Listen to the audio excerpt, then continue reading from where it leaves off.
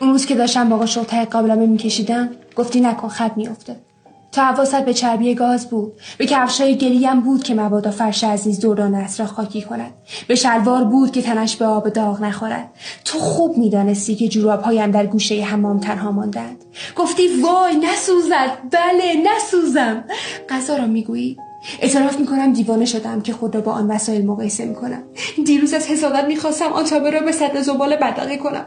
گاه دلم میخواهد آنها باشم. نمیدانم تو از کجا آنها را میفهمی. شاید چون نگاهشان میکنی. تو خانه را بیشتر از من میشناسی. تو خوب میدانی که مجسمه در آن لبه ممکن است بیفتد و برای همیشه تمام شود. اما نمیدانی من همان مجسمه در آن لبم که کمی تکان میخورد. همیشه میخواستم به صاحب این کلمات بگویم که من از همه آنها چربتر و کثیف‌تر بودم و به دستها نیاز داشتم. دستهایی که چربی گذشته‌ام را بکند و دوده نگرانی‌هایم را گردگیری کند.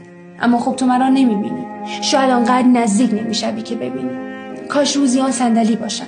صندلی که هر کسی اجازه نشستن روی آن را ندارد. آن وقت تو بنشینی کنارم. با دستمال سرخ همیشگیت خاکم را تکان دهی و مرا به دور میز زندگی برگردانی. کاش میشد آن صندلی باشم.